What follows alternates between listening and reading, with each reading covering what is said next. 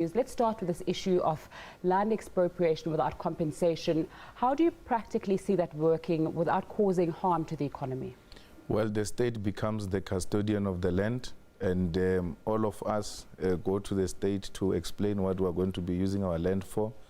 And if it makes sense to the state allows you to continue using that land for that purpose. So if the land is producing food, you just simply tell the state, here we're producing food, here we're farming cattle, here we're mining, there's an office space, this is what we're using it for. And we guarantee you whatever years that you'll be requiring to use that particular land for. What kind of rejigging would need to be done to the state system? Because we've seen that a lot of state implemented actions, such as land reform perhaps, aren't working. Well, there was a lack of political will. All you need is a political will. Everything else will work. I don't think that the state is not capable to handle the land issue. It's capable to handle anything. The state is actually the biggest institution, bigger than capital itself. And therefore, if land can be run by private sector, what stops the state from running the land? So we think that corrupt-free state, the capable state, is well equipped on behalf of the people, because we say it's the government of the people, by the people, to handle the land on behalf of our people. So land has been a very big part of our national discourse. Tax at the moment as well is also a very big part.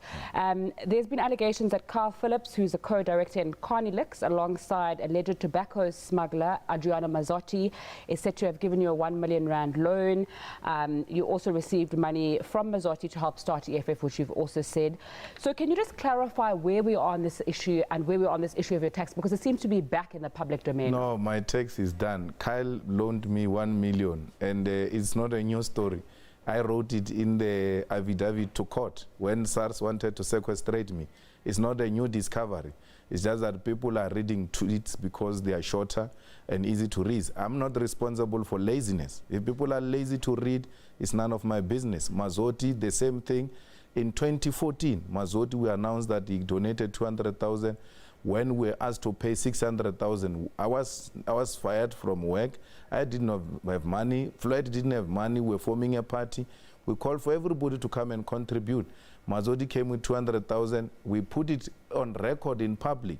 We didn't hide it, so that if people don't appreciate political parties that gets money from cigarette people, they can just not vote the EFF. So we said to the people, this is where the monies come from different well-wishers. It's not about Mazzotti donating 200,000. They are very angry that the EFF managed to register, because at that time everybody else thought we will not register. Remember, we went to court and we lost the court. We said to the court, you can't make political parties to register to exercise their democratic right.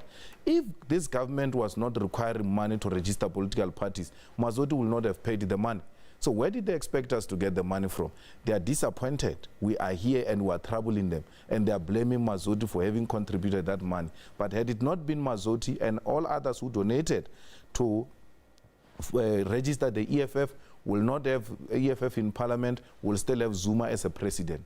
Thanks to Mazzotti and those who helped us to form this organization. It's not a secret.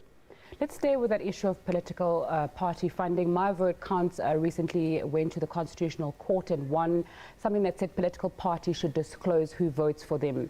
As a political party, what kind of a criteria do you have now for who can donate to the EFF? Because, you know, again, there's allegations of those are proceeds of crime, perhaps. And you've said, you know, if this person is involved in crime, he must go to jail. But how do you decide whose money to accept? And then how do people trust that the money you're taking is not dirty money? Well, you know, to declare money as a proceeds of crime, we can't have any Tom, Dick and Harry moving around the corridors of bathrooms and declaring money to be proceeds of crime. It has to be a court. So white supremacy, that's how it works. It equates itself to the court of law, and once it has made judgment about you, it's final. This Mazzotti money has never been taken to court and been found guilty to be proceeds of crime. And I'm on record saying, if it was to be declared as proceeds of crime, the EFF will be more than willing to return that money. Anyone can donate money to the EFF. The EFF will not accept money knowingly that this proceeds of crime, this is money for corruption and all those type of things. We try by all means to try and ensure that we receive donations from credible individuals who are not found guilty and who are not doing business with government and who are not engaged in any shenanigans.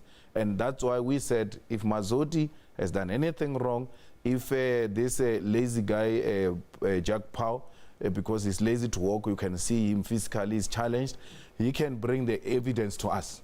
We'll take that evidence ourselves to the police and get Mazoti arrested. So in the absence of any form of evidence, we will not entertain any gossip. We support the judgment. Political parties must disclose and let the voters decide. If they don't want to vote for parties that get money from people like Mazoti. But where was the EFF going to get money at that time? You needed brave people who were not scared of the system. Anyone who had donated money to the EFF at that time would have been isolated. Okay, let's move on to more general view now. Elections are coming up next year, and obviously you're going to be trying to win people's vote. The economy, we're seeing a deficit of 2.2% in our GDP growth, our unemployment at about 26.7%. What would you say is your plan to grow the economy outside of land? We want the state to own strategic sectors of the economy, because we know the state is not driven by wanting to maximize profits. The problem we are faced with now is that even if the economy grows, it doesn't create jobs.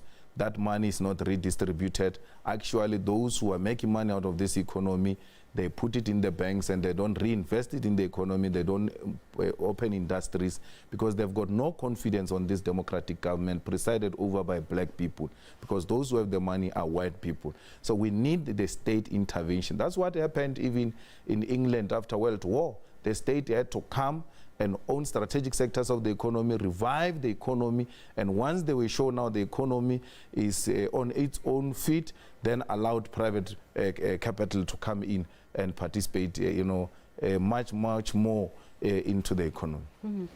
Let's go now to consumers and people who are affected by the VAT hikes, the petrol price hikes, as well as the food hikes. Last week in your press briefing, you laid the blame for those petrol price hikes on President Cyril Ramaphosa. Take us through what, as a consumer, you feel that should be done besides voting next year, which was your solution in the press conference, on a day-to-day basis now to cope with all these increases. Tumamena should not have increased VAT, because no one sent, he said send me. No one has sent him to go and increase VAT. He increased VAT, sent by himself. No one sent him there. He should have reduced VAT. We should consider the issues of the levy in the petrol price, so that once we reduce the petrol price, once we reduce the VAT, then we know that certain items, especially the basic items that our people need for survival, we should completely take out VAT in those products, so that the consumer is relieved from these huge burdens and it becomes difficult for them to consume and participate effectively in the economy. So the increase of VAT was a miscalculation, and all of this is happening under the over-exaggerated new dawn. Maybe they shouldn't have called it a dawn, they should have called it a Vaseline or something else, because it is complete failure. So I don't understand what is this to be, what is there to be celebrated by these people. So this over-exaggeration, we said at the beginning that people will see the real man behind Cyril Ramaphosa, who's obsessed with corporate, who's obsessed with business, and has got no regard for poor people, especially poor consumers. So my question was more focused away from the side of politics and more to say to consumers, what do you suggest that they do now, short of voting next year, which is what your suggestion was, to cope with these increases that you've spoken about? Well, we should try and save and only go for what we really need, not things that are luxurious. We should try by all means to save money and let every cent count. Because we are living in very difficult times, and we can only hope and rely on 2019.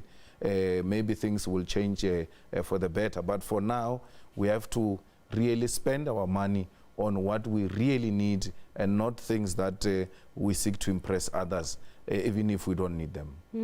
Do you think that in this discourse that we have around politics, around money, I know that your party particularly gets called out a lot